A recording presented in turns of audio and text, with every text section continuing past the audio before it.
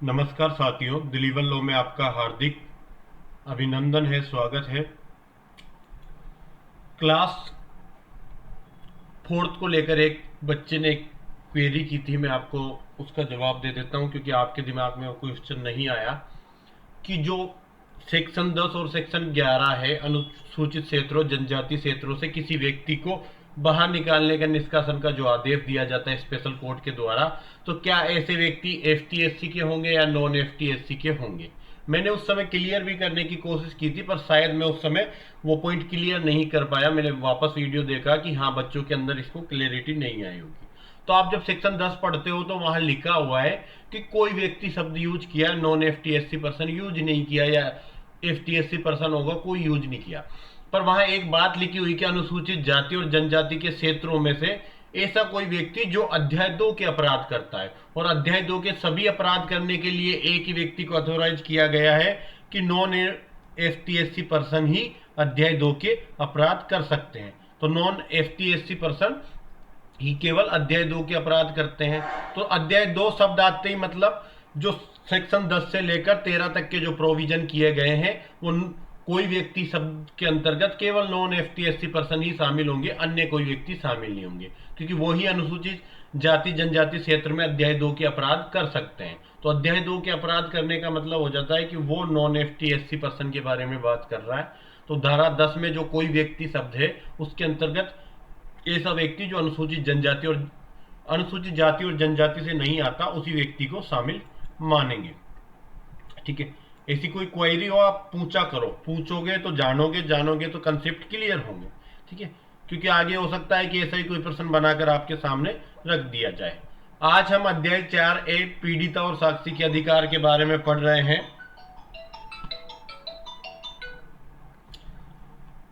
पीड़िता और साक्षी के अधिकार।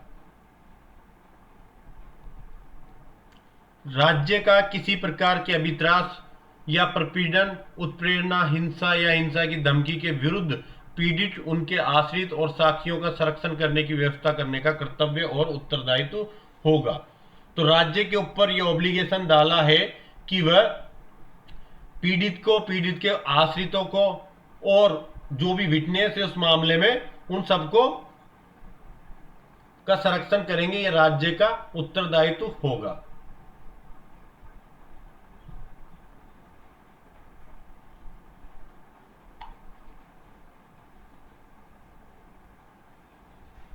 दूसरी बात कि राज्य के ऊपर क्या डाल दिया कि किसी प्रकार की कोई अभित्रास है, कोई धमकी है, या कोई प्रपीड़न है, उत्प्रेरणा है, हिंसा या हिंसा की धमकी के विरुद्ध पीड़ित, पीड़ित के आश्रित और उसके विटनेस के संरक्षण करने की व्यवस्था करने का कर्तव्य राज्य का होगा। दूसरा, पीड़ित के साथ निष्पक्षता रखेंगे, उसका सम्मान करेंगे, उसकी गरिमा के साथ, किसी ऐसी विशेष आवश्यकता के साथ जो पीड़ित की आयु, उसका लिंग, शैक्षणिक अलाभ, गरीबी के कारण उत्पन्न हुई है, व्यवहार किया जाएगा। तो पीड़ित भले ही किसी भी आयु का हो, किसी भी लिंग का हो, चाहे वो शिक्षा प्राप्त करी हो या वो शिक्षा नहीं प्राप्त करी हो उसने, या वो गरीब हो या अमीर हो, इस कारण उसके ऐसी कोई भी विशेष आवश्यकता के कारण उसके साथ गलत व्यवहार नहीं करना, निष्पक्षता का व्यवहार करना है, सम्मान के साथ और गरिमा के साथ उसके व्यवहार करना है। तो जो पीड़ित है एफटीएससी समुदाय का व्यक्ति, उसको भले ही आयु कैसी भी रही हो, लिंग हो, शिक्षा प्राप्त की हो या अशिक्षित हो, या गरीब हो या अमीर हो, उसके साथ आपको निष्पक्षता, सम्मान और गरिमा के साथ व्यवहार, गरिमा पूर्वक व्यवहार करना है। थर्ड अधिकार की बात करता है पीड़ित और साक्षी के कि किसी पीड़ित और उसके आश्रितों को किसी न्यायालय की कार्रवाई में युक्त यथार्थ और समय पर सूचना का अधिकार होगा। कि न्यायालय की कार्रवाई के संबंध में रीजनेबल, एक्चुअल, अधिक और समय पर सारी सूचनाएं उसको दी जाएगी। जिसमें जमानत प्रक्रिया है, अब जमानत कौन सा मामला जमानतीय है और क्या जमानतीय मामले में उसको क्या जमानत देनी है, कितने दिन के अंदर जमानत पेश करनी है, मामले का जजमेंट हो गया तो अपील कितने दिन के अंदर, ये सारी सूचना उसको प्राप्त करने का अधिकार है। उसको जो एडवोकेट होगा सरकार की तरफ से या उस पीड़ित पक्ष का, उस पर ऑब्लिगेशन डाला है कि वो पीड़ित और उसके आश्रितों को समस्त सूचना उपलब्ध कराए जो अभियोजन कार्यवाही के संबंध में युक्त यथार्थ सूचना है। तो न्यायालय की कार्रवाई की युक्त यथार्थ और समय की सूचना का अधिकार होगा, जिसमें जमानत प्रक्रिया भी सम्मिलित है।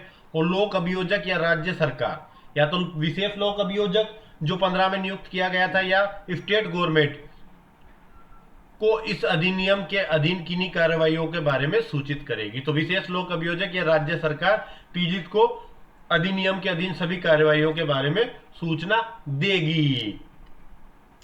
सेक्शन 4 क्या कहता है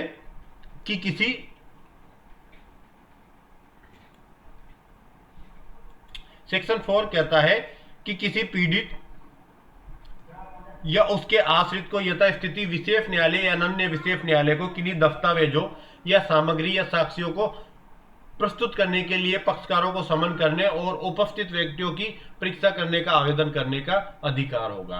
तो पीड़ित पर डिपेंड होने वाले किसी व्यक्ति को स्पेशल कोर्ट या एक्सक्लूसिव स्पेशल कोर्ट कोई दस्तावेज, कोई सामग्री, कोई साक्ष्यों को प्रस्तुत करने के लिए उन पक्षकारों को समन करने और उनको उन उपस्थित व्यक्तियों की परीक्षा करने के लिए आवेदन करने का अधिकार होगा। तो पीड़ित और उसके आश्रितों को कुछ अधिकार दिए हैं कि वो किसी भी पक्षकार को साक्ष्यों को कोई साक्ष्य देने के लिए, दस्तावेज पेश करने के लिए या उपस्थित व्यक्तियों की परीक्षा करने के लिए आवेदन कर सकता है, और ऐसा आवेदन पे उन साक्ष्यों से वो दस्तावेज पेश करवाए जाएंगे, उन साक्ष्यों की परीक्षा करने का अधिकार उसको दिया जाएगा। ऐसा सबसेक्शन 4 में लिखा हुआ है। सबसेक्शन 5 क्या कहता है कि कोई व्यक्ति पीड़ित है या उसका आश्रित है जो इस अधिनियम के अधीन किसी कार्रवाई में अभियुक्त को जमानत, सबसेक्शन 5 दोबारा देखना, कोई पीड़ित या उस पर डिपेंड करने वाला व्यक्ति है, इस अधिनियम के अधीन को कोई किसी कार्रवाई में अभियुक्त को जमानत, उन्मोचन, निर्मुक्ति, पेरोल, दोष सिद्धि या दंडादेश या दोष सिद्धि, दोष मुक्ति, दंडादेश पर या किसी संबद्ध कार्रवाइयों या बहसों या दोष सिद्ध कराने के संबंध में कोई संबंध कार्रवाई या बहसों के संबंध में किन्हीं कार्रवाई को सुने जाने और लिखित तर्क फाइल किए जाने का हकदार होगा। ये भारत के कानून की सबसे बड़ी कमी होती है कि इनको शब्द उपयोग में लेने नहीं आते। क्यों मैं ऐसा कहता हूं? कल भी एक व्यक्ति को, जब मैं मोदी सरकार की कोई इलेक्टोरल बॉन्ड से लेके कोई स्कीम की आलोचना कर रहा था, एक व्यक्ति ने मुझे कमेंट किया कि सर प्लीज राजनीतिक प्रश्नों पर किसी प्रकार की राय मत दिया करो। बिल्कुल राय नहीं देंगे। जैसा न्यूज चैनल बताते हैं, एक पक्ष में सारी चीजें बताते हैं, हम भी गूंगे बहरे होके बैठ जाएंगे। नो इशू, मुझे कोई इशू नहीं है, और मुझे पता भी है कि मेरे राय से कोई प्रभावित होगा या नहीं होगा, कोई फर्क नहीं पड़ता। पर मैं जहां पर कोई आलोचना करता हूं, आलोचना के बेस आपको देता हूं कि यह चीज गलत है। मैं मोदी सरकार से प्रभावित हूं कि 370 उन्होंने हटाया, बहुत अच्छा है, ठीक है। राम मंदिर के पक्ष में वो पॉजिटिव अप्रोच रखते थे। सुप्रीम कोर्ट का जजमेंट आया, लोगों ने पैसों की सहभागिता से दिया, पर सरकार के प्रयास से ही वो जजमेंट आ पाया। सरकार ने अच्छी उसमें अपना पक्ष रखा, अच्छा डिसीजन है। और भी कई डिसीजन है जो मुझे बहुत अच्छे लगते हैं मोदी सरकार के। विदेश नीति से लेकर खास तौर पर विशेष प्रभावित हूं कि विदेश मंत्री अच्छे काम कर रहे हैं। पर इसका मतलब नहीं कि ये 4 काम अच्छे हैं, इनके बाद में उनके सारे बुरे कामों को कचरे में डाल दिया जाए। नहीं, जो चीज गलत होगी मैं बोलूंगा। किसी को ठीक नहीं लगता, आप किसी विशेष पार्टी से संबंध रखते हो, तो ये मेरा विशेष रूप से कोई कमी नहीं है। अब देखो, मैं उपधारा 5 पर क्यों बोला मैंने कि भारतीय कानून वाले इसमें जो शब्द यूज कर रहे हैं ना, एक तो शब्दों का रिपीटेशन इतनी बार हो रहा है। अंग्रेज होते इस जगह पर, जो अंग्रेजों के कानून बनाए हुए, ये 1989 का कानून है भारत के शिक्षाविद। अंग्रेज बहुत लंबी प्रक्रिया के बाद कानून बनाते हैं, और हमसे ज्यादा वो बुद्धिमान होते थे उस समय पे। उनके कानून में एक बार कोई शब्द लिख दिया, उसका रिपीटेशन नहीं होता था, आगे वो लिखते थे या वैसे ही प्रकार की कार्रवाइयां। और यहाँ हमारे एक ही शब्द को रिपीटेशन करते हैं। आप जे पढ़ोगे, इतना घटिया कानून इन्होंने बना के दिया 2002 में, उसके बाद 15 में सारा कानून पढ़ते ही दिमाग खराब हो जाता है।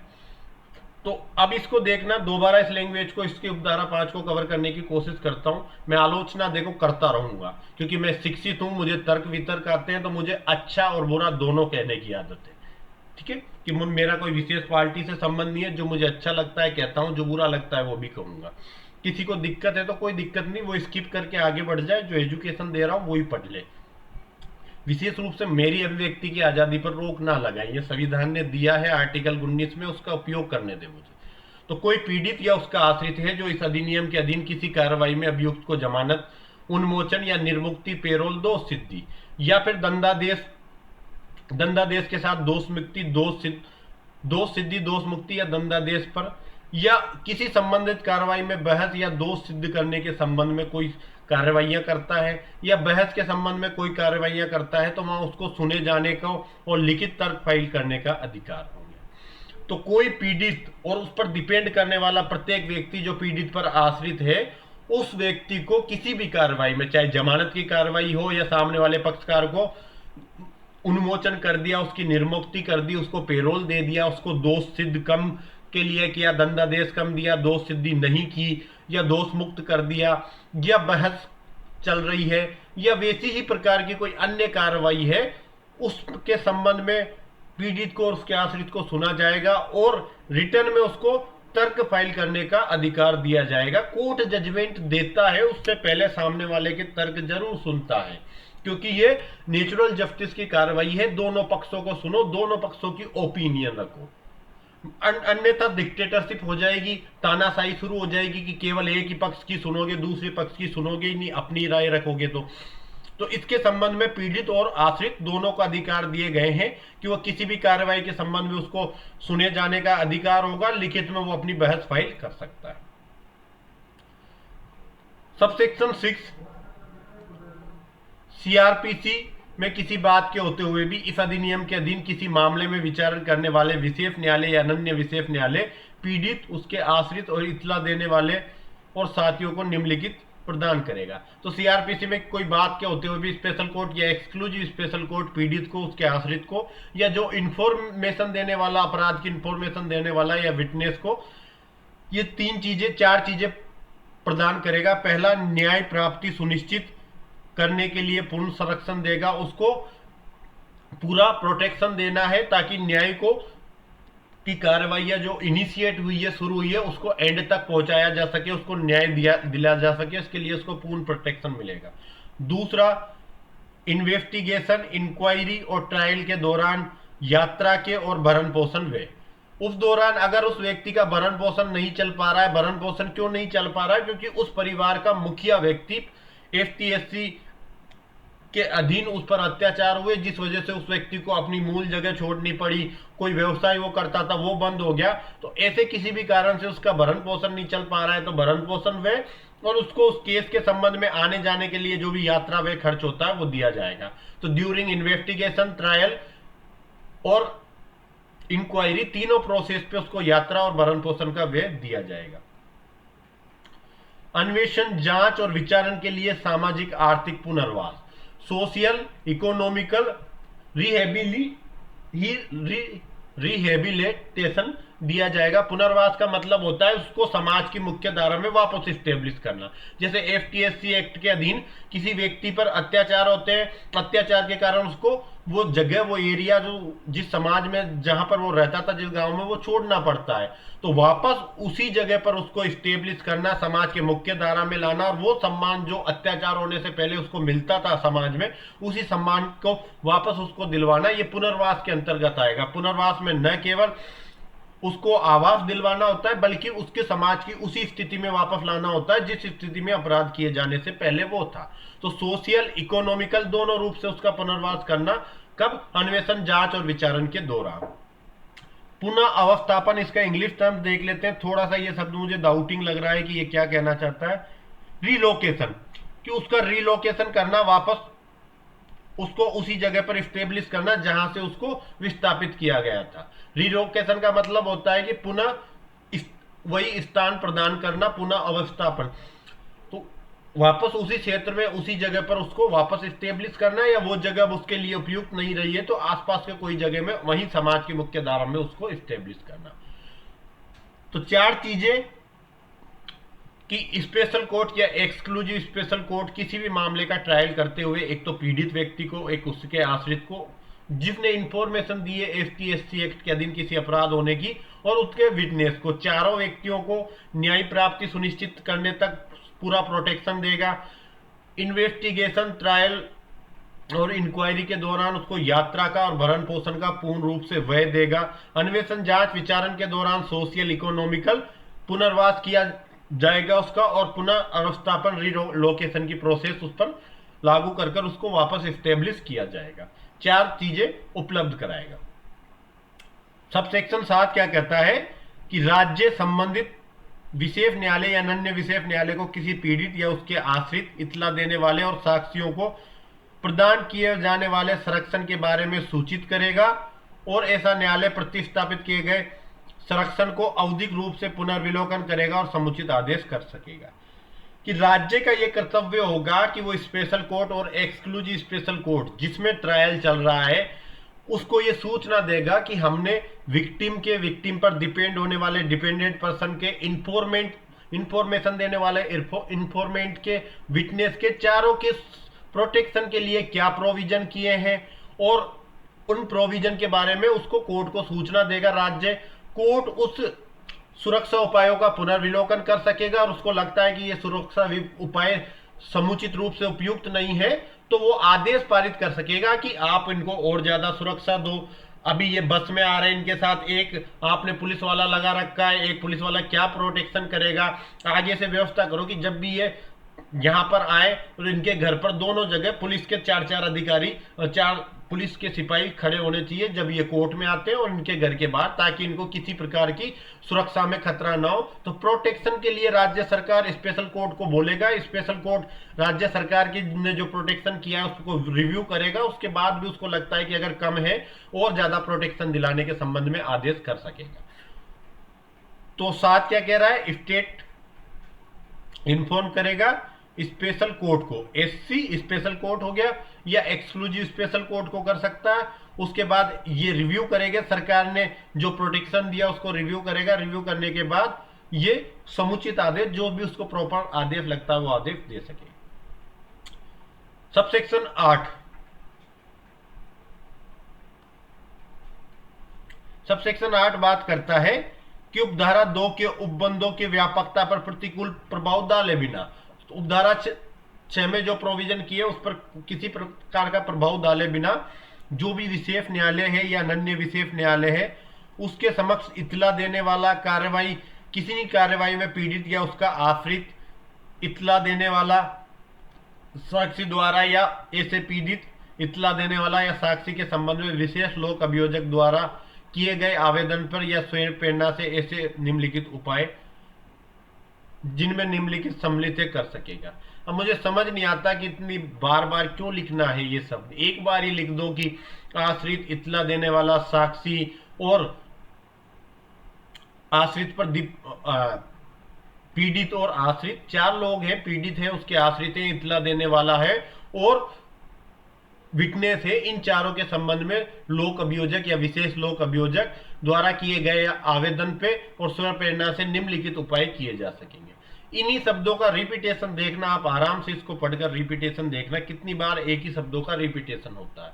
और जब आप हिंदी पढ़ते हो तो वहां ये चीज विशेष रूप से बताया जाता है कि शब्दों का रिपीटेशन ना हो, इसके लिए सर्वनाम हमेशा उपयोग में लिया जाता है। और कानून में कहा जाता है कि उपरोक्त व्यक्तियों पर, आप चारों को लिख दो, बाद में जहां भी उसके लिए उसी उपधारा में उपयोग कर रहे हो तो वैसे ही व्यक्तियों पर या उपरोक्त व्यक्तियों पर ऐसे शब्दों का उपयोग किया जाता है। पर हमारे कानूनविद जब कानून बनाते हैं तो वो भाषा की में कठिनता प्रदान कर ही देते हैं, उनसे गलतियां हो ही जाती हैं। मैं ऐसा नहीं कहता हमारे पास शिक्षा लीगल के बहुत अच्छे जानकार नहीं है, पर आमतौर पर हमारे कानूनों के अंदर दिक्कतें बहुत ज्यादा आती हैं।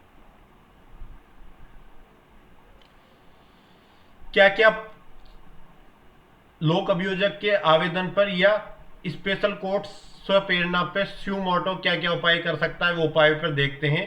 कि जनता द्वारा पहुंच योग्य मामले में उसके आदेशों, निर्णय या किन्हीं अभिलेखों में साक्षियों का नाम और पता का छिपाना।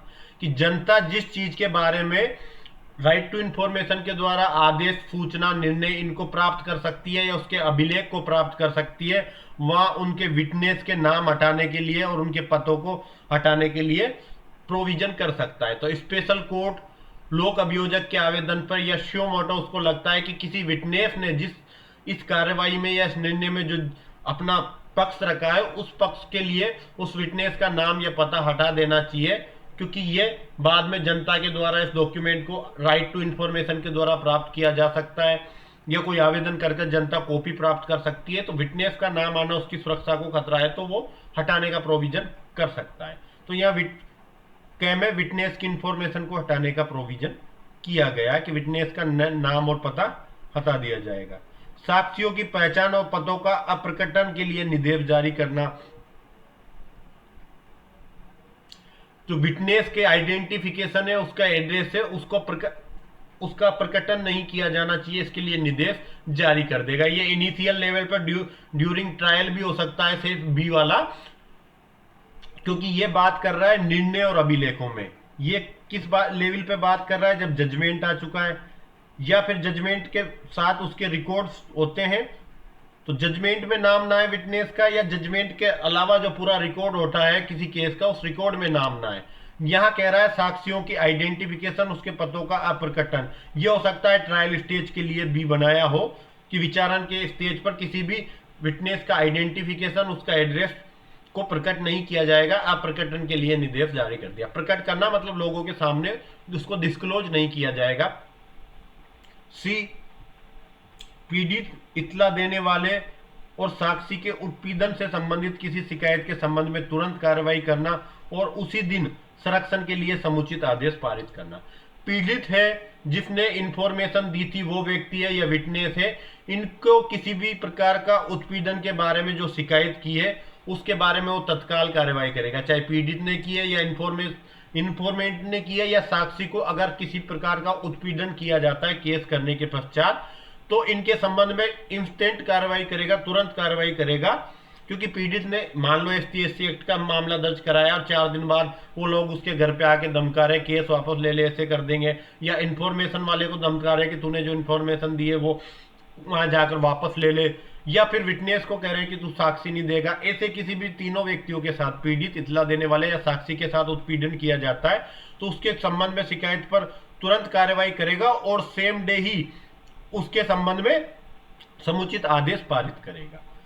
परंतु गय के अधीन प्राप्त शिकायत में जांच और अन्वेषण ऐसे न्यायालय द्वारा मुख्य मामले से पृथक रूप से विचारित किया जाएगा और शिकायत की प्राप्ति से 2 माह की अवधि के अंदर पूरा किया जाएगा। अगर गय के अंदर पीड़ित ने, इन्फॉर्मेंट ने या विटनेस ने किसी उत्पीड़न के संबंध में शिकायत की है, तो ऐसे शिकायत के जांच और अन्वेषण मेन जो मामला चल रहा है ST/SC एक्ट का, उससे अलग किया जाएगा, उसको अलग से ट्रायल की जाएगी और शिकायत प्राप्ति से 2 माह के अंदर ऐसे ट्रायल को खत्म किया जाएगा।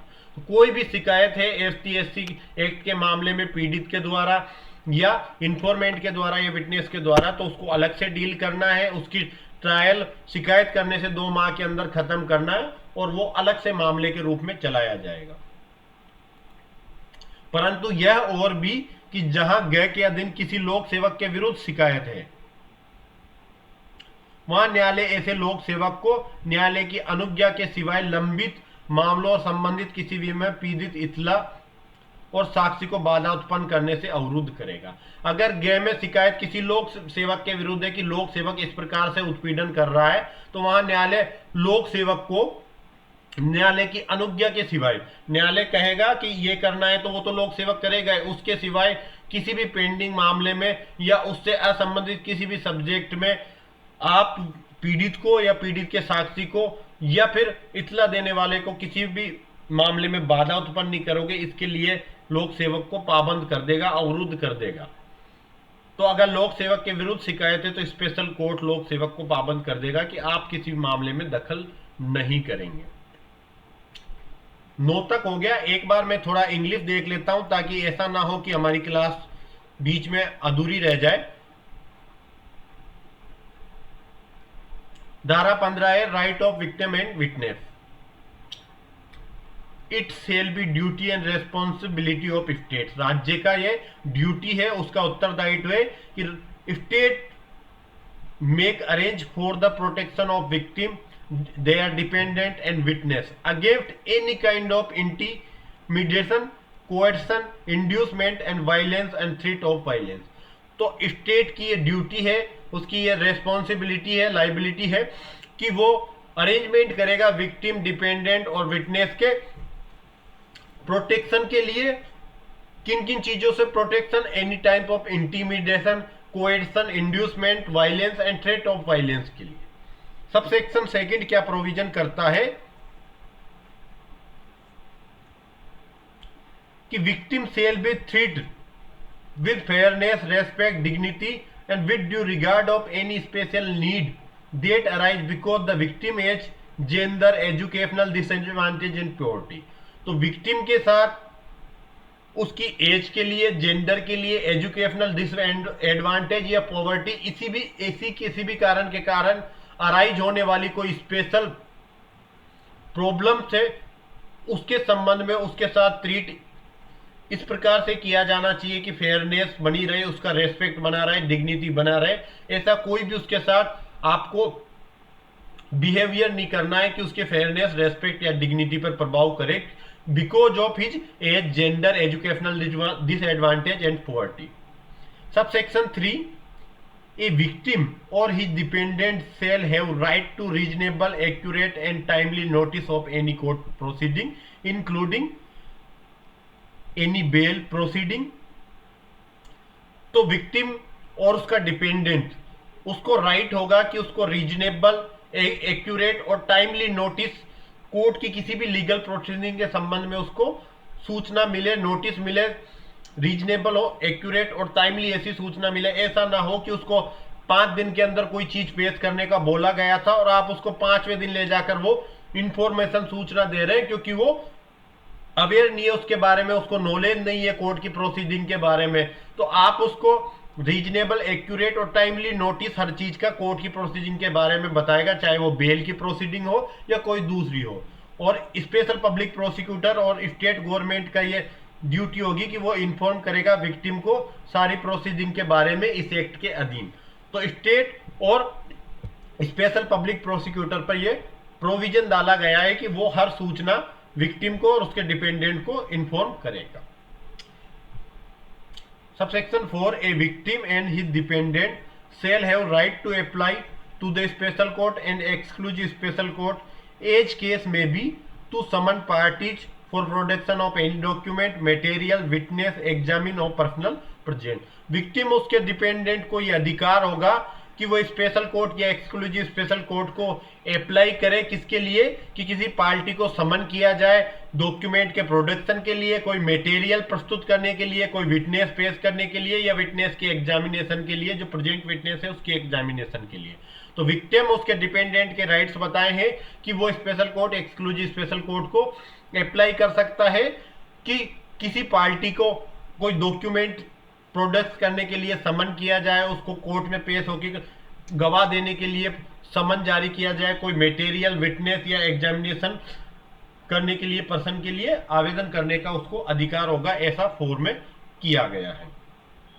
Subsection 5, a victim and his dependent shall be entitled to be heard at any proceeding under this act in respect of bail, discharge, release, parole, conviction and sentence, and accused of any connected proceeding, argument, file, return, submission of conviction, acquittal और sentence।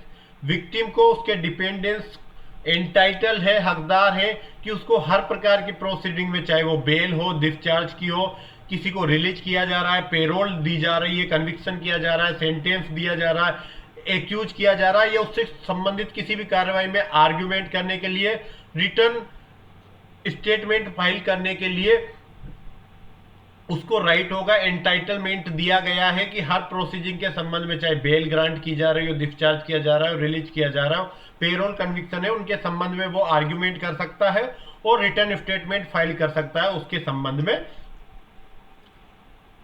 ये victim और उसके dependent के right होंगे। Subsection 6, notwithstanding anything contained in the Code of Criminal Procedure 1973 की CrPC में किसी बात के होते हुए भी स्पेशल कोर्ट और exclusive special court trying A case under this act provide a victim, it dependent और इंफॉर्मेट और विटनेस। इंग्लिश में ठीक लिखा है, हिंदी में थोड़ी इसकी भाषा पेचीदा थी। हो सकता है कि जो हिंदी का बेयर एक्ट है उसमें किसी गाइड के द्वारा या जो ये पब्लिकेशन वाले होते हैं इनके द्वारा गलत टाइप हो गया हो और मैं किसी कानूनविद की गलत आलोचना कर गया हो, तो उसके लिए क्षमा प्रार्थी है। तो 4 लोगों के लिए विक्टिम, उसका डिपेंडेंट, इन्फॉर्मेंट और विटनेस, चारों के लिए एक्सक्लूसिव कोर्ट या स्पेशल कोर्ट या एक्सक्लूसिव स्पेशल कोर्ट ये 4 निम्न प्रोविजन कर सकता है 4 प्रकार का, कि उसको कंप्लीट प्रोटेक्शन के लिए सिक्योर और end of justice, end of justice को सिक्योर करने के लिए ऐसे चारों लोगों को, विक्टिम, डिपेंडेंट, इंफॉर्मेंट और विटनेस, चारों को कंप्लीट प्रोटेक्शन प्रदान कर सकता है ताकि एंड ऑफ जस्टिस को सिक्योर किया जा सके, न्याय की प्राप्ति को सुनिश्चित किया जा सके। उनकी ट्रेवलिंग, उनके मेंटेनेंस के लिए, एक्सपेंसेज के लिए, इन्वेस्टिंग, इंक्वायरी और ट्रायल, इन्वेस्टिगेशन, इंक्वायरी और ट्रायल के दौरान उनके एक्सपेंसेज, चाहे ट्रेवलिंग एक्सपेंसेज हो या मेंटेनेंस से संबंधित खर्चे के लिए प्रोविजन कर सकेगा।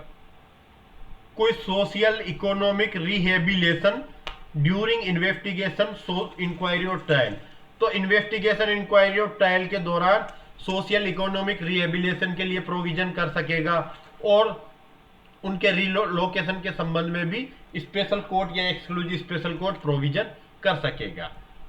किन के लिए? विक्टिम के लिए, उसके डिपेंडेंट के लिए, इंफॉर्मेंट के लिए और विटनेस के लिए, चारों के लिए ये 4 प्रकार के प्रोविजन किया जा सकेगा। एक, उनकी सिक्योरिटी, दूसरा ट्रेवलिंग और मेंटेनेंस एक्सपेंसेस के लिए प्रोविजन, तीसरा सोशल इकोनॉमिक रिहेबिलेशन के लिए प्रोविजन और फोर्थ बात करता है रिलोकेशन के लिए प्रोविजन कर सकेगा। Fourth, the state shall inform the concerned special court और exclusive special court about the protection provided of any victim and independent informant और witness, कि राज्य सरकार, स्टेट इन्फॉर्म करेगा स्पेशल कोर्ट या एक्सक्लूसिव स्पेशल कोर्ट को जो उस मामले में कंसर्न रखता है कि हमने विटनेस के लिए, डिपेंडेंट, इंफॉर्मेंट या विक्टिम, चारों के लिए प्रोटेक्शन के लिए क्या प्रोविजन किए हैं, क्या उनको सिक्योरिटी प्रोवाइड करवाने के लिए प्रोविजन किया, उसके लिए करेगा। और कोर्ट उनको, such court shall be periodically review the protection being offered and pass appropriate order, और कोर्ट क्या करेगा, उस सुरक्षा व्यवस्था को जो स्टेट के द्वारा प्रोवाइड की गई है उसको रिव्यू करेगा और रिव्यू करने के साथ ही उसको लगता है कि ऐसी सिक्योरिटी प्रॉपर नहीं है तो एप्रोप्रिएट ऑर्डर भी जारी कर सकता है स्टेट गवर्नमेंट को कि वो उनकी सुरक्षा के लिए व्यापक व्यवस्था करे, जो भी उसको ठीक लगता है। Subsection 8, without prejudice to the generality of the provision of subsection 6, तो सबसेक्शन 6 के प्रोविजन पर प्रिजुडिस, विदाउट प्रिजुडिस, बिना प्रभाव डाले हुए क्या कर सकता है, the concern special court and exclusive special court में on the application made by the victim is dependent, informant और witness, special court, exclusive special court को विक्टिम, डिपेंडेंट, इंफॉर्मेशन और विटनेस के किए गए एप्लीकेशन पर, उनके द्वारा एप्लीकेशन पर, एनी प्रोसीडिंग बिफोर इट और by the special public prosecutor in the relation of victim, informant, witness and on its motion make such measures including, तो special court, exclusive special court चारों के आवेदन पे, विक्टिम, डिपेंडेंट, इंफॉर्मेंट, विटनेस के आवेदन पर यह शो मोटो ऑर्डर कर सकता है निम्न प्रकार के ABCD वाले, ABC 3 प्रकार के ऑर्डर कर सकता है। क्या कर सकता है, या तो सुयोमोटो कर सकता है या चारों व्यक्तियों के आवेदन पे, चारों व्यक्ति कौन है, विक्टिम है, उसका डिपेंडेंट है, इंफॉर्मेंट और विटनेस पे क्या कर सकता है कि कंसील करो उनके नाम को, एड्रेस को, विटनेस के, तो विटनेस के एड्रेस और नेम को कंसील करने के लिए ऑर्डर कर सकता है कि जजमेंट में या रिकॉर्ड में जो विटनेस का नाम, उसका एड्रेस आया है उसको पब्लिक नहीं, बाद में जब वो पब्लिक की असेस में आएगा जिसके कारण उसको पब्लिकली करना करेगा तो उस समय उसका नाम और एड्रेस ओपन ना हो, इसके लिए प्रोविजन कर सकेगा। Second, issue direction for non disclosure of identity and address of the witness, कि विटनेस के आइडेंटिटी और एड्रेस का नॉन डिस्क्लोजर के लिए डायरेक्शन जारी कर सकता है। ये ड्यूरिंग ट्रायल स्टेज पर भी हो सकता है। पापा पापा खिड़की में, अलमारी में रख दो।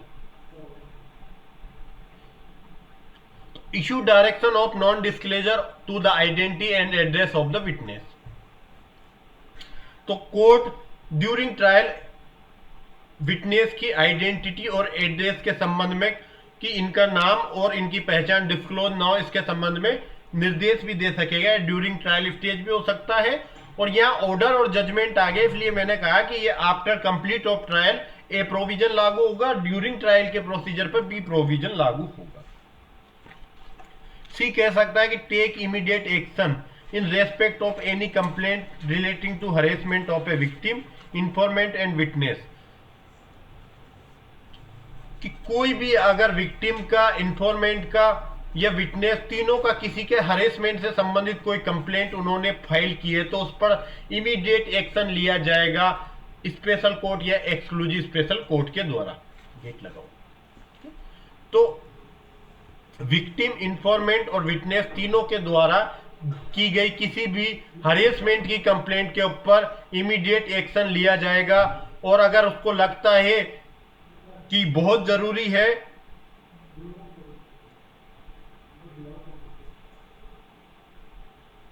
और उन्हें लगता है कि बहुत जरूरी है तो pass appropriate order of the for protection, उनकी प्रोटेक्शन के लिए एप्रोप्रिएट ऑर्डर पास कर सकेगा स्पेशल कोर्ट, कि उनका हरेसमेंट के संबंध में जो भी युक्त आदेश करने का उनको ठीक लगता है ऐसा आदेश कर सकेगा। Provided that inquiry and investigation into the complaint receive under clause C shall be tried separately with the main case, कि जो भी इंक्वायरी या इन्वेस्टिगेशन से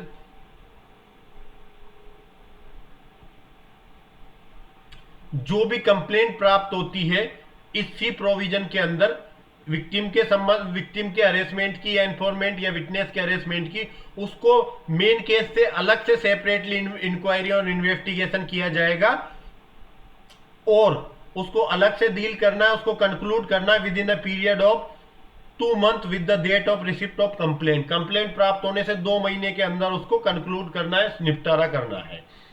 तो जो भी हरेसमेंट की कंप्लेंट प्राप्त होती है उस कंप्लेंट को मेन केस से अलग से डील करना है, अलग से इंक्वायरी, अलग से इन्वेस्टिगेशन कर कर जिस दिन वो कंप्लेंट प्राप्त होती है उससे 2 माह के अंदर उसको कंक्लूड करना है अलग से।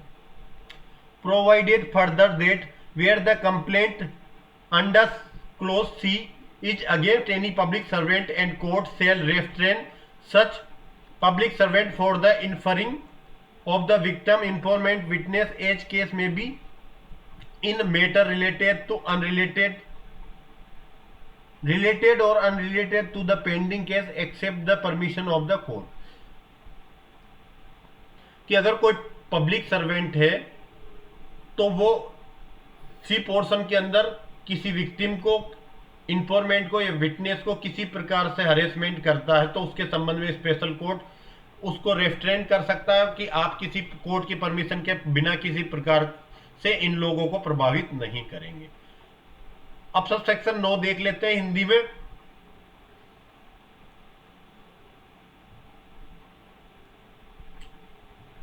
अन्वेषण अधिकारी थाना अधिकारी का पीड़ित इतला देने वाले और साक्ष्यों को अभिताष, प्रपीड़न, उत्प्रेरणा, हिंसा या हिंसा की धमकी के विरुद्ध शिकायत को अभिलिखित करने का कर्तव्य होगा। इन्वेस्टिगेशन ऑफिसर और पुलिस थाने का जो भी इंचार्ज होगा उसको पीड़िता, इतला देने वाला और साक्ष्यों, इंफॉर्मेंट है, विक्टिम है या जो भी विटनेस है उसको अभित्रास, कोर्शन, उत्प्रेरणा, हिंसा या हिंसा की धमकी के विरुद्ध जो भी शिकायत देगा उस शिकायत को अभिलिखित करने का इन्वेस्टिगेशन ऑफिसर और थाना अधिकारी का कर्तव्य होगा।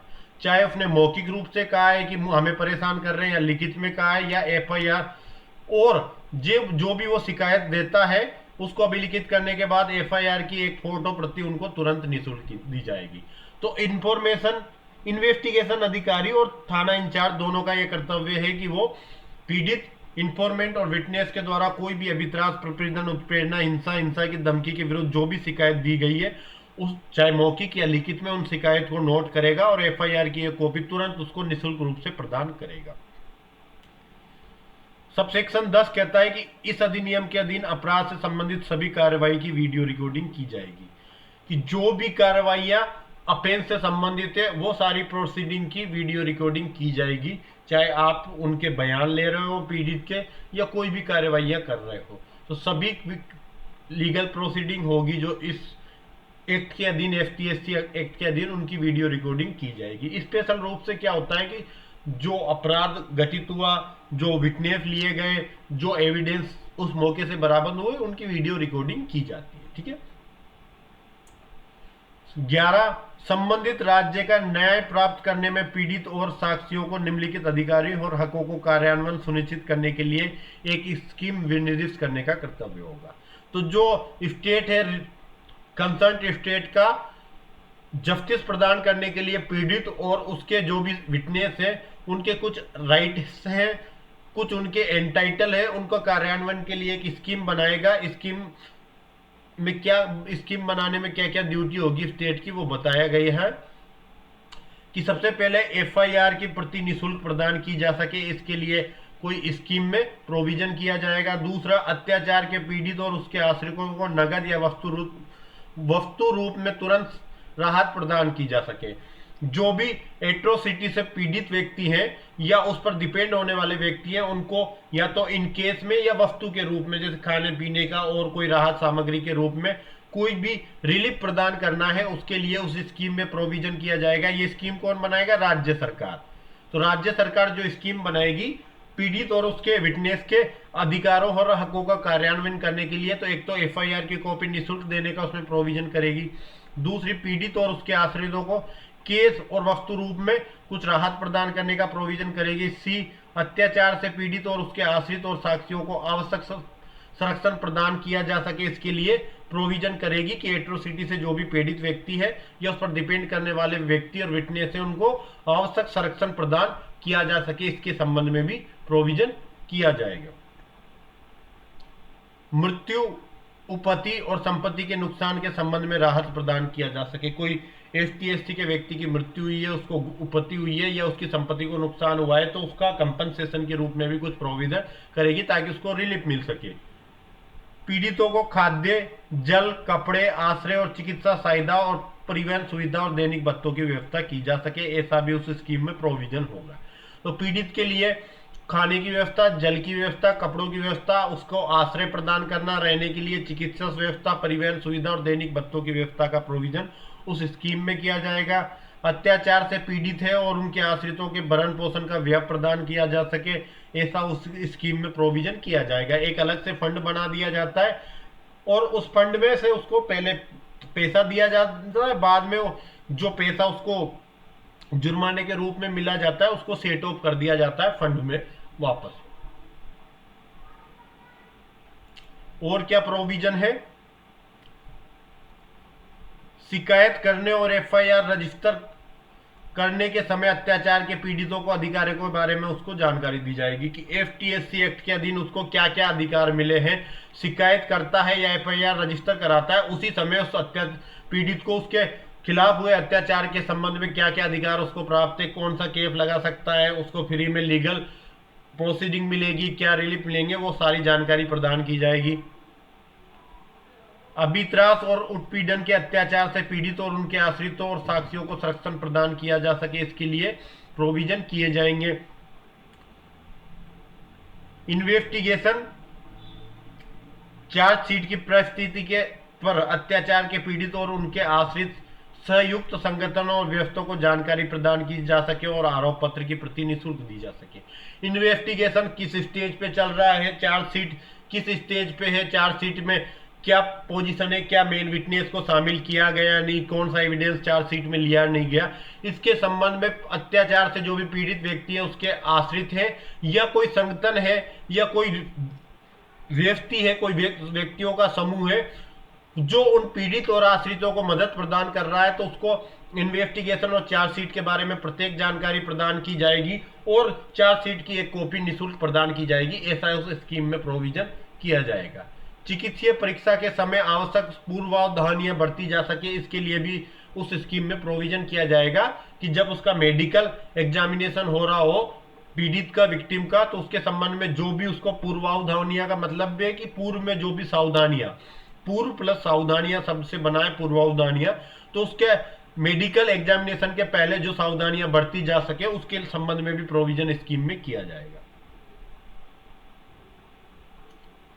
राहत रकम के संबंध में अत्याचार के पीड़ितों और उनके आश्रित संयुक्त संगठन और व्यवस्थों को जानकारी प्रदान की जा सके कि कितनी उसको पैसा मिलेगा राहत के रूप में, किस प्रकार मिलेगा, किस स्टेज पे क्या होगा, इसके संबंध में पीड़ित, उसके डिपेंडेंट जो संगठन उसके साथ लगे या कोई व्यक्तियों है, उनको एसोसिएशन कोई काम कर रही है उनके संबंध में, तो उनको सारी जानकारी प्रदान की जा सके, ऐसा स्कीम में प्रोविजन किया जाएगा। आप जाना कभी कोर्ट, आप पुलिस थाने के अंदर, वहां एफटीएससी एक्ट के कोर्ट के अंदर जाना, या एफटीएससी के लिए विशेष रूप से थानों की अगर स्थापना की गई है या उनके मामलों के लिए एक अधिकारी विशेष लगाया जाता है, तो उनके कमरे में देखना पूरा चार्ट बना हुआ है इस संबंध में, कितने दिन के अंदर ट्रायल होगा, क्या क्या रिलीफ मिलेगा, कहाँ कहाँ उनको क्या अधिकार है, उनके संबंध में पूरा चार्ट बना के रखते हैं।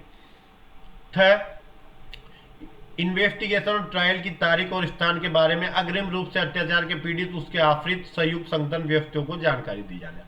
तो पीड़ित, आश्रित, संगठन व्यक्तियों चारों को जानकारी दी जाएगी कि इन्वेस्टिगेशन और विचारण की तारीख क्या होगी, इन्वेस्टिगेशन के लिए कब आ रहे हैं, किस स्थान पे आ रहे हैं, क्या पूछेंगे, किस दिन आएंगे, किस किस का कौन कौन साक्षियों को उपस्थित रहना जरूरी है, ट्रायल के लिए क्या डेट है, किस स्थान पे उनका ट्रायल होगा, इसके संबंध में सारी इंफॉर्मेशन दी जाएगी।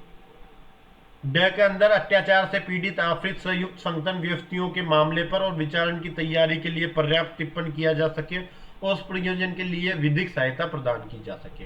तो अत्याचार से पीड़ित है, पीड़ित के आश्रित है, कोई संगठन व्यक्ति है, उसको और ट्रायल की तैयारी के लिए उनको जो जो तैयारियां की जानी है उनके संबंध में विधिक सहायता प्रदान की जा सके और उनको कोई नोट प्रदान किया जा सके कि आपको ट्रायल के लिए ये तैयारियां करके आनी है।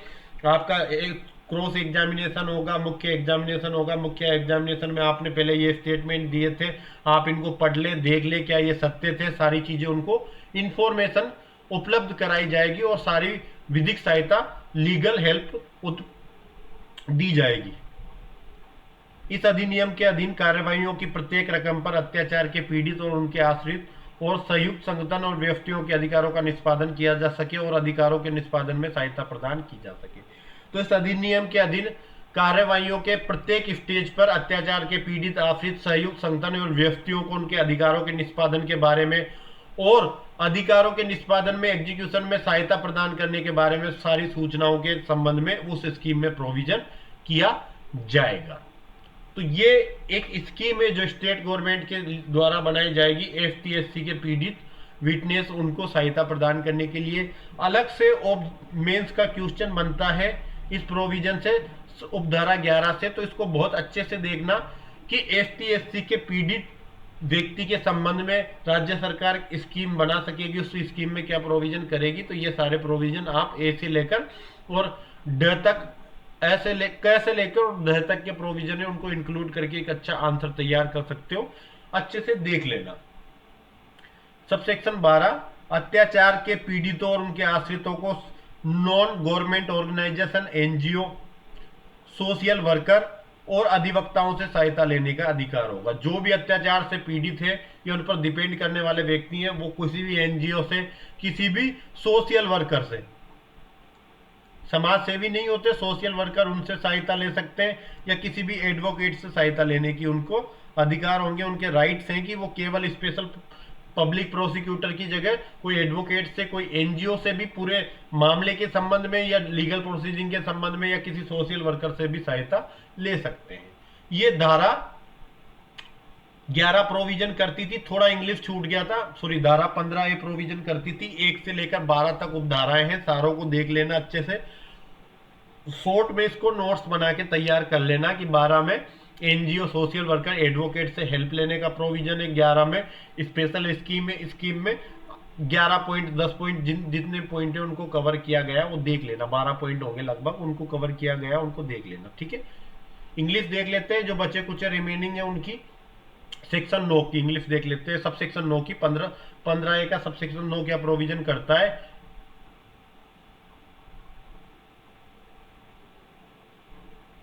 It shall be duty of investigation officer or a station house officer of the record, investigation officer, और ये स्टेशन हाउस ऑफिसर को चेंज कर लेना, पुलिस स्टेशन ऑफिसर इंचार्ज लिख लेना, पुलिस स्टेशन ऑफिसर, थाना अधिकारी। तो इन्वेस्टिगेशन ऑफिसर और पुलिस स्टेशन का इंचार्ज ऑफिसर है, उसकी ये ड्यूटी होगी कि वो रिकॉर्ड करेगा कंप्लेंट को, विक्टिम की जो भी कंप्लेंट है या इन्फॉर्मेंट, विटनेस, इनके द्वारा किसी भी प्रकार की इंटीमिडेशन, कोएर्सन, इंड्यूसमेंट, वायलेंस और थ्रेट ऑफ वायलेंस से संबंधित कोई भी इंफॉर्मेशन दी गई है तो उनको रिकॉर्ड करने की ड्यूटी होगी इन्वेस्टिगेशन ऑफिसर और पुलिस थाने के ऑफिसर की, वेदर गिवन ओरली या राइटिंग, चाहे ऐसी इंफॉर्मेशन ओरली दी हो या राइटिंग में दी हो। इंफॉर्मेशन कौन देगा? विक्टिम, उसका इंफॉर्मेंट या विटनेस देगा। इंफॉर्मेशन कंप्लेंट से संबंधित होगी। कंप्लेंट इंटिमिडेशन की हो सकती है, कोएशन की हो सकती है, इंड्यूसमेंट, वायलेंस या थ्रेटन ऑफ वायलेंस की इंफॉर्मेशन हो सकती है। और जो कंप्लेंट रजिस्टर की है इन्वेस्टिगेशन ऑफिसर या पुलिस थाने के इंचार्ज ऑफिसर ने, उसकी फोटो कॉपी, एफआईआर की फर्स्ट कॉपी उसको immediately free of cost information देने वाले को, कंप्लेंट करने वाले को उपलब्ध कराई जाएगी। सबसेक्शन 10 कहता है all proceeding recording the offence under this act shall be record video recorded. तो जितनी भी प्रोसीडिंग है इस एक्ट के अंतर्गत अपराध से संबंधित शेल बी वीडियो रिकॉर्डेड, सभी कार्रवाइयों की वीडियो रिकॉर्डेड किया जाएगा। सबसेक्शन 11 क्या प्रोविजन करता है?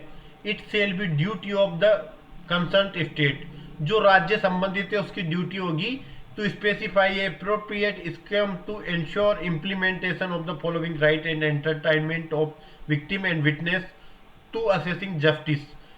कि स्टेट, कंसर्न स्टेट की ये ड्यूटी होगी कि वो एप्रोप्रिएट स्कीम बनाए, किस लिए? इंश्योर करने के लिए इस एक्ट के अधीन जो राइट्स और एंटाइटलमेंट विक्टिम और विटनेस को मिले उनका इम्प्लीमेंटेशन करने के को इंश्योर करने के लिए एक स्कीम बनाए, ताकि इस एक्ट के अंतर्गत उनको जस्टिस असेस किया जा सके ऐसे विक्टिम और ऐसे विटनेस के द्वारा। उनके लिए एक स्कीम बनाएगा। स्कीम में क्या क्या प्रोविजन करेगा, ये ए से लेकर जहां तक भी बता रखा है क्या होगा। To provide a copy of FIR free of cost, कि विटनेस को या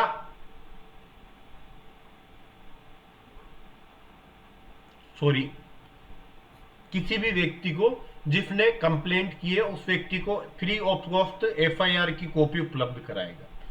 ए में प्रोविजन। बी में to provide immediately relief in case और any kind of atrocity victim और देयर डिपेंडेंट, कि एट्रोसिटी विक्टिम को, व्यतीत व्यक्ति को, उसके डिपेंडेंट को, अत्याचार से व्यतीत व्यक्ति, एट्रोसिटी विक्टिम और उसके डिपेंडेंट को किसी भी काइंड की रिलीफ प्रदान करेगा, चाहे वो केस में हो या कोई अदर मैनर में हो, इमीडिएटली ऐसा रिलीफ उसको प्रदान किया जाएगा। C provide necessary protection to the atrocity victim, their dependent and witness. तो एट्रोसिटी विक्टिम, डिपेंडेंट और विटनेस तीनों को नेसेसरी प्रोटेक्शन उपलब्ध कराएगा जो भी सुरक्षा के लिए आवश्यक है। Fourth, to provide relief in respect of death, injury and damage of property. Death की कंडीशन में, इंजरी की कंडीशन में या प्रॉपर्टी के डैमेज होने के कंडीशन में जो भी रिलीफ उनको प्रदान कर सकता है उनको रिलीफ प्रोवाइड करवाएगा।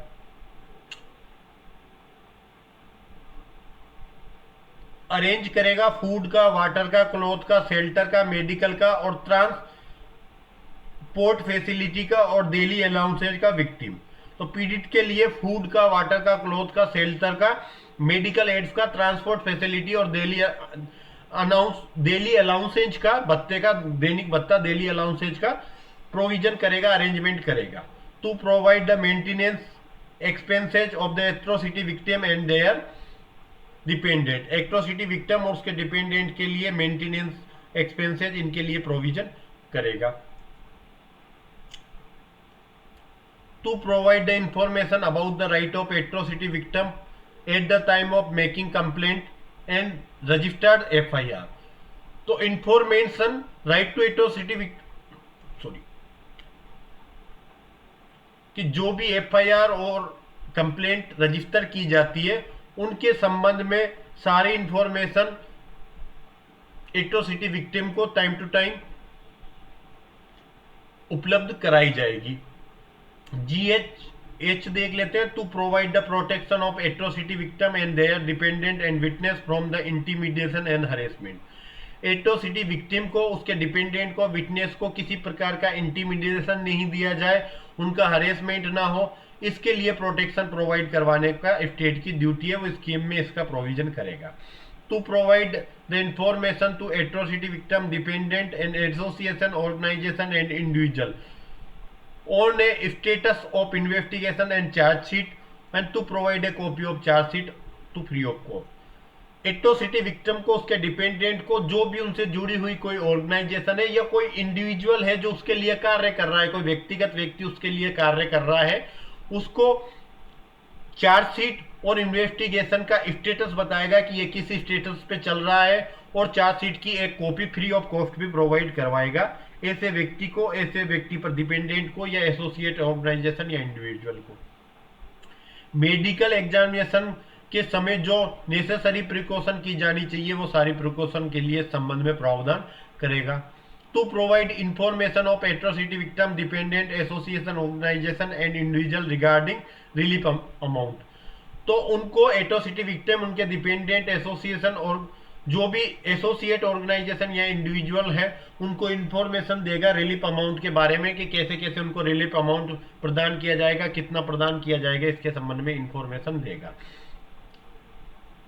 To provide information to atrocity victim, their dependent, associate, organization and individual in advance about the date and place of investigation and trial. तो atrocity victims, dependence, association, organization और individual को investigation, trial के संबंध में, उनकी dates के संबंध में सारी इंफॉर्मेशन उपलब्ध करवाएगा एडवांस में कि आपको इस तारीख को इस पैलेस को उपस्थित होना है, ये चीजें आपको करनी है। Aim to give adequate briefing on the case and preparation of trial atrocity victim, their dependent, association, organization and individual to provide a legal aid for the said purpose। तो 4 व्यक्तियों को, एट्रोसिटी विक्टिम, उनके dependent, associate, organisation, individual, चारों को case और trial के preparation और case के बारे में एडिक्वेट रूप से ब्रीफ करेगा, और लीगल एड के बारे में कोई भी पर्पज, लीगल एड का कोई पर्पज है उसके बारे में इंफॉर्मेशन प्रोवाइड करवाएगा। To execute the right of atrocity victim, dependent, association, organized and individual at every stage of proceeding under this act and provide the necessary assistance for the execution of the right। Victim, उसके dependent, associate, organisation, individual को इस act के अंतर्गत सारी processing की किसी भी stage पर उसके राइट को एग्जीक्यूट करने के लिए और सभी नेसेसरी असिस्ट कार्रवाइयों, राइट का एग्जीक्यूशन करने के लिए सभी नेसेसरी असिस्टेंट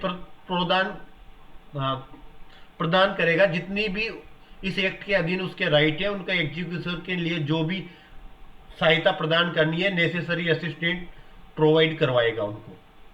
ठीक है, तो ए से लेकर एंड तक के 12 प्रोविजन है जो स्कीम के अंदर शामिल होगा। इसको तैयार कर लेना, अलग से मेंस का क्वेश्चन बन के आएगा और बढ़िया क्वेश्चन होगा, इसको देख के जाना अलग।